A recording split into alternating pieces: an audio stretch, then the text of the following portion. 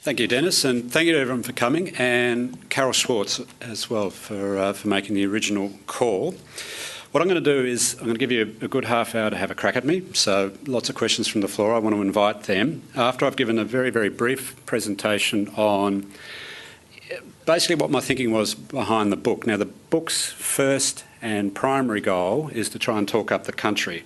And one of the reasons why I want to talk up the country is I think if we had a show of hands, not that I'm going to ask for it because I assume they'll all shoot up, our leadership at a political level has been pretty mediocre, I think, the last few years. And it's not something people are consciously set out to do. I don't think people go into public life to bore on behalf of the country, but the group on both sides, and I do say this equally, the group on both sides, wax and wane between not wanting to talk the country up and deliberately wanting to talk the thing down for narrow political advantage.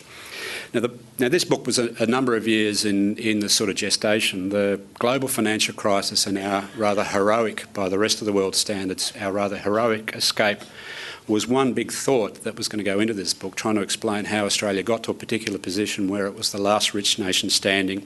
But the other part of it, as I mentioned, was to talk the place up. The longer I thought about this book, the more I wanted to be able to show this generation and aspiring and the next aspiring generation of public figures, people in the bureaucracy, people in the community sector even, what good reform looks like, what the country looks like when it isn't working well, and that is, for some of you in your room, you wouldn't remember it. I certainly didn't remember it, but when you have a good look at the 70s in Australia, you see what the country looks like when it's having a collective crack-up.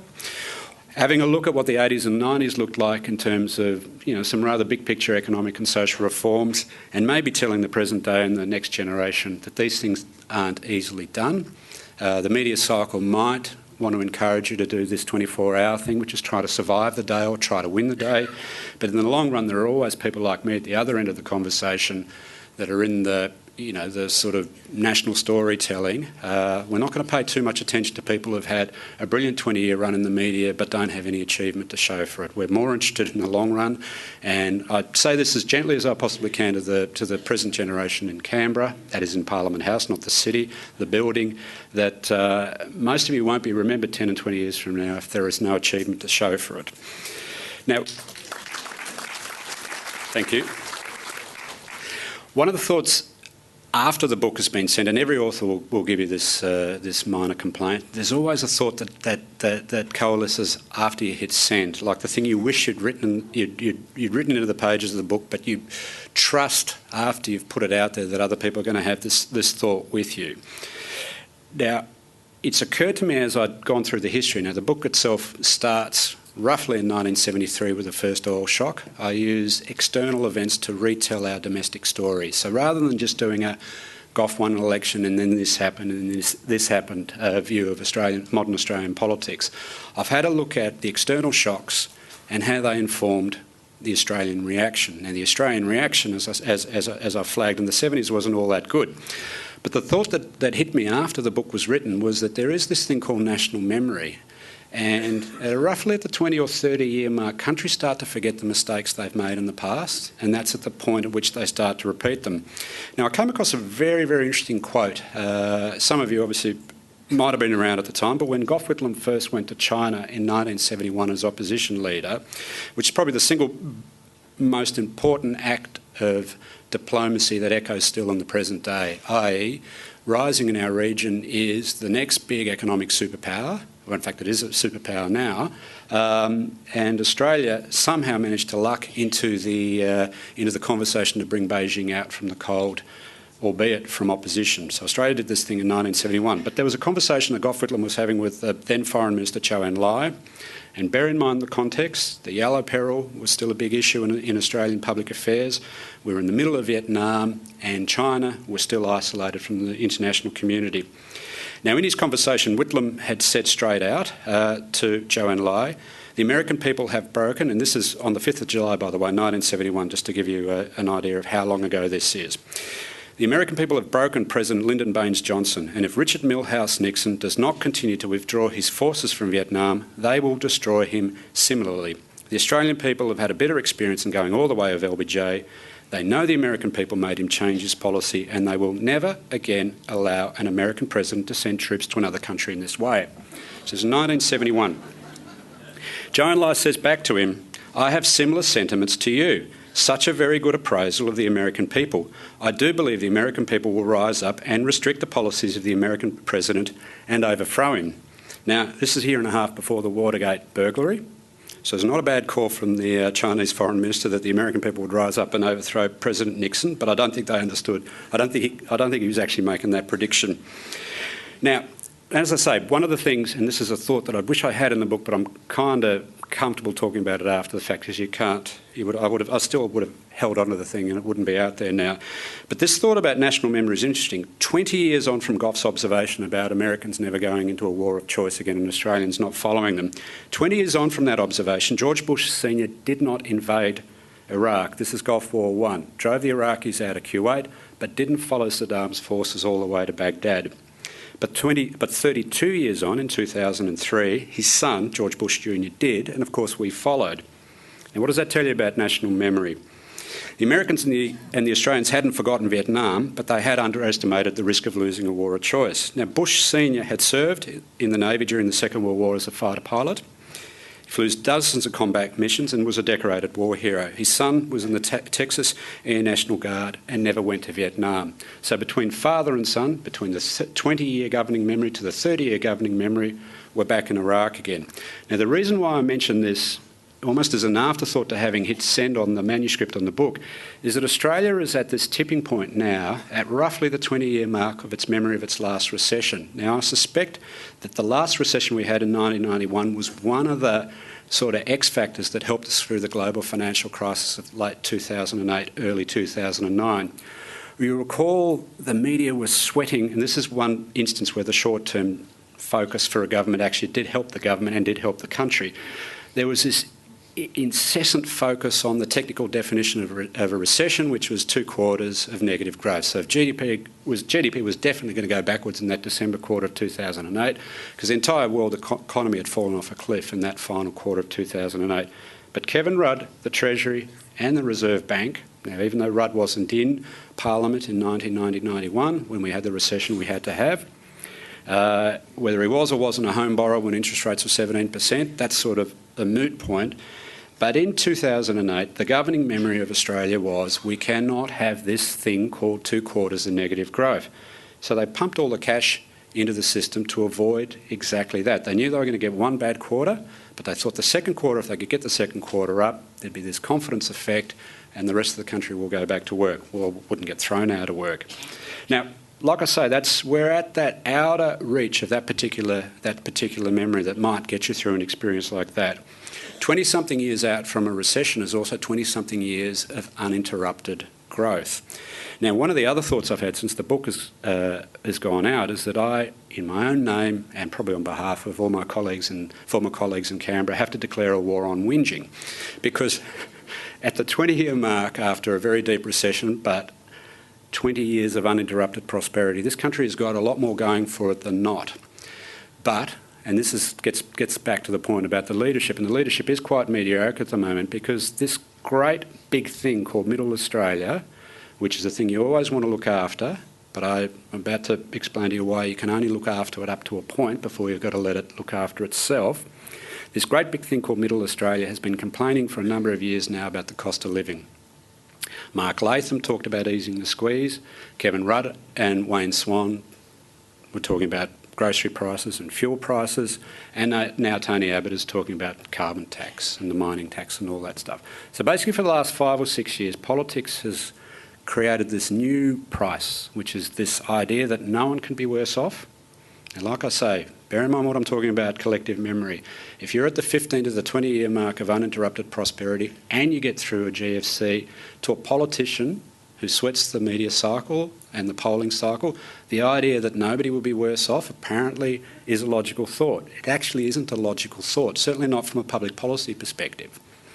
And the reason why it isn't a logical thought, and I'm going to take you through a couple of numbers, and this is numbers that now, this is looking back at the federal budget and the way the federal budget had been behaving when the first phase of the mining boom was kicking in. So this is about 2003, 2004, 2005. Again, sorry to belabour the point, but at the national memory point, we're starting to get to that second decade of uninterrupted prosperity. Now, the normal thing you would expect for a budget to do, and especially after a thing like the GST was implemented, you'd still expect your budget to be weighted towards the have-nots rather than the haves, i.e. people in need of means-tested assistance as opposed to people with jobs who could do without. Now, a very funny thing happened in 2003-04. This is the year that the baby bonus was supersised, and the year of that competition between Howard and Latham for the hearts and minds of working mums. Now, that year, 2003-04, was the first time on record in the federal budget that family payments, now family payments, of course, is not just for those with jobs, but it's also for sole parents without jobs, but the totality of family payments in the federal budget exceeded, for the first time on records, payments to the disabled, the unemployed and the sick, and of veterans and their beneficiaries. Quite an extraordinary figure if you think through what it means. This is at some point in the last decade, for whatever reason, and this is something I wish I'd picked up at the time because I'd have been yelling and screaming even louder about middle class welfare than I do today. At some point we decided that the haves deserved more direct assistance from the federal government than the have-nots. By 2004-05, tertiary education was receiving, I'll just get you the figure here, 2.5% of total government spending. Non-government schools, i.e. the thing that's in the state jurisdiction, the federal government decided to deliver more money to parents sending their kids to private schools for the first time on record in 2004-05 than the federal government in its own name was spending on tertiary education. Now, these two things to me was an early sign that we were starting to get a bit soft as a country. Now, the GFC in a way interrupted this and helped us think big picture again. And look, the pet theory basically is Australia is pretty good in a crisis. One of the world's best managers of crisis, according to Economist magazine in the 80s. And if you think about episodes like the Banana Republic, which we got out of pretty well, you look at the Greeks today and, you know, they obviously don't have a Hawke and a Keating and a Peter Walsh and a John Dawkins and a Ralph Willis to sit there and say, right, the financial markets are coming after us, what can we do while holding our society together to impress them and to continue our project? Obviously, we do well in crisis. The GFC is another example of a crisis we did well in, but, as I say, the softness was beginning to emerge in the middle of that last decade. Now, of course, the budget has gone into deficit, and there's now this competition between winners and between losers from deregulation to hang on to the thing that they were used to in the middle of the last decade. Now, the community's expectations are about here in terms of government spending, about 24 to 25% of GDP. The community's willingness to pay in terms of revenue is about down here, 22 to 23% of GDP. Now, that is essentially the post-GFC story. Government spending hasn't blown out, notwithstanding what some politicians will tell you. Government spending is pretty much of the order it was all the way through that last decade when things were starting to get a bit soft. But our capacity to pay has fallen a bit because of the GFC. Now, that 2 percentage point gap, and this is a structural analysis I'll leave you with, that 2 percentage point gap is roughly $30 billion a year. Now, if we have another hit from the rest of the world, there'll be another big budget deficit for people to complain about. Now, how do you want to think this way through in the community sector? Do you want to tell people we're prepared to let go this, this and this to step down to the new normal in revenue? Or do you want to encourage people to offer cuts in exchange for grand bargains on the revenue side to make, so that the two lines meet at some, stability point at about 23 or 24% of GDP? The actual numbers themselves are less important than the concept. The concept is, do you give up stuff, or do you say, here's a better way to collect the revenue, here's a better way to spend the money?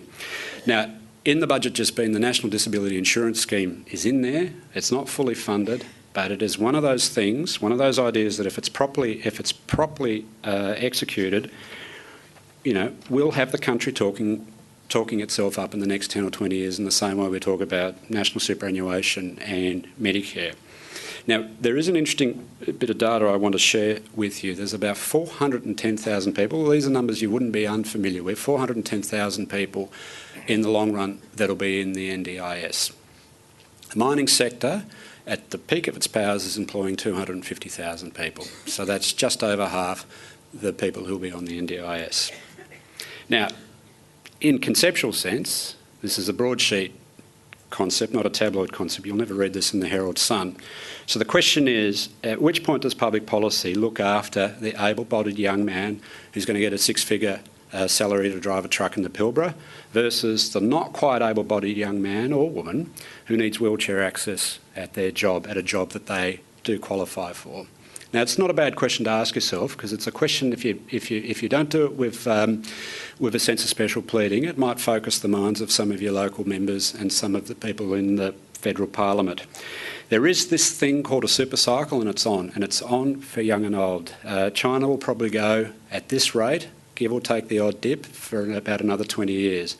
Before China's finished industrialising, India is going to catch up with it and may pass it.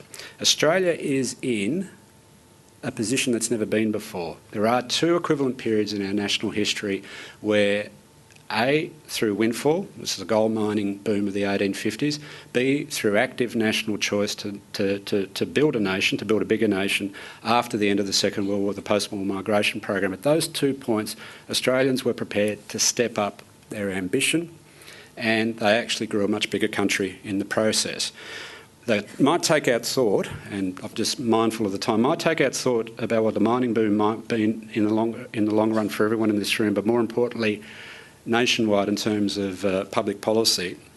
There is a 20-year opportunity, give or take some busts along the way, to do the equivalent of what happened after the gold rush in the 1850s, essentially when this city was built out of the windfall, and some of the country towns like Ballarat were built out of the windfalls of the gold rush, or this idea of a medium-sized country that was built after the Second World War post-migration period. How do you do it? And this is the big question. How do you do it? By the middle of this decade, even on the lowest case scenario for population growth, we get to 30 million as a people. 30 million requires an extra couple of cities. An extra couple of cities from a population of 23 million to 30 million. You can't all fit them in Melbourne and Sydney and Brisbane and Perth. I mean, you can't send them all out to the bush. To accommodate another 7 or 8 million people, you're going to have to start thinking big about how to build another city. Now, this thought hasn't penetrated Canberra yet, unfortunately.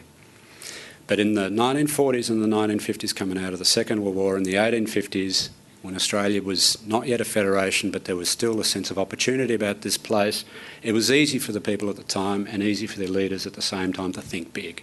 Now, the reason why you want to think big now is two parallel global trends. Obviously, the world economy is telling us to dig, and it makes it uncomfortable for everyone, in my business and in the community sector and in this great big thing called Middle Australia, where the global economy says there's only just one thing I want you to do, and that is to dig. And that is to dig just in a couple of locations. A bit of WA, half of South Australia now that the world's largest open cut mine will be almost on stream, and bits of Queensland. Now that isn't obviously a way to run a country, but it is a terrific opportunity because the rest of the West is in decline. Australia is in a region that is growing, and it's in a region that is prepared to pay for our stuff. But there's a second competition here, and it's a global competition and this is in the education space. That's why I mentioned that figure before about private school funding. In the education space at the moment, in the 80s, the previous government, Hawke-Keating government, hit on this idea of a virtual user pay model in higher ed. That's through HECS. The Howard government hit on a second thing, and almost by accident we discovered this new export earner called the overseas student, the full fee paying overseas student. Now, the thing that we haven't come to terms with yet is that China and India are not going to keep sending their best and their brightest here to be educated. Sooner or later, America's going to come back again, and the thing that always happens in Australia is our best and brightest tend to leave the country anyway for bigger opportunities. If you're going to build a big country, like a genuine medium-sized power in the region, one that can hold its own in the region, my point here is if you're going to think big as a country, what happens out of the mining boom isn't the beginning and end of your story. What happens out of the mining boom isn't here's an extra $1 billion for my vested interest. What happens out of the mining boom is this once in a half-century opportunity to do this other thing, which is to grow a brain economy.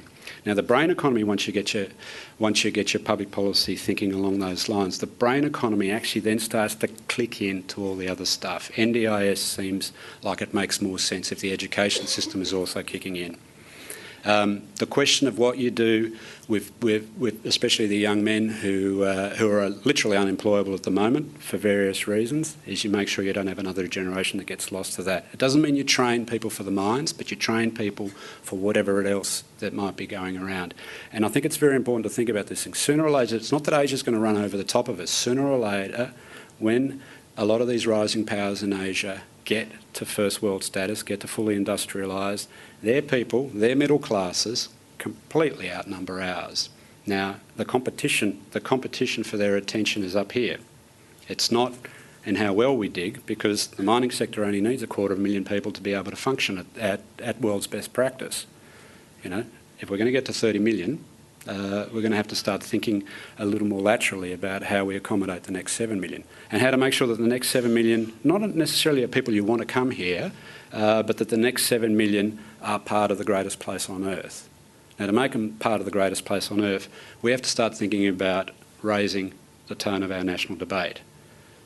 Stopping the boats, ending the waste, population policy, which was Julia Gillard's counter at the last election, that is definitely not going to serve the national interest in the long run, because people like me 10 and 20 years from now are going to say we missed the opportunity. I'm actually a glass half full person. I think the very fact of what's been going on in the last few years in Canberra and the recognition internally on both sides of politics that this thing cannot last is the first sign that we're about to correct. It may take a couple of election cycles before we fully correct. But the other thing is, if we start losing people and all we're doing is digging and the people who get left behind don't belong, then obviously something like that is going to force us to shape up.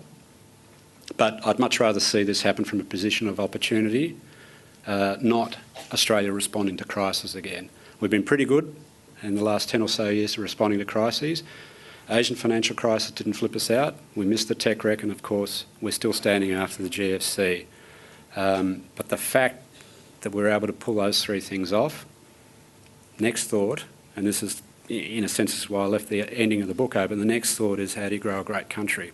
How do you create a great country? And for everyone in this room, within your own sectors, it might seem a little beyond your immediate constituency, but it isn't beyond your immediate constituency, because we're in grand bargain territory now, where people have to start giving things up. Not your sector, by the way, but people in the middle have to start giving things up on behalf of their children and their grandchildren. And as I say, there's a lot of good things you can spend money on. There's a lot of things we probably don't need to spend money on, but there's a serious job ahead of us. So we can say to ourselves in, say, 2020 or 2030 that we had the equivalent of the growth spurt after the gold rush or the growth spurt after the post-war migration program. I'll leave you with that, hopefully half glass full thought. Thank you.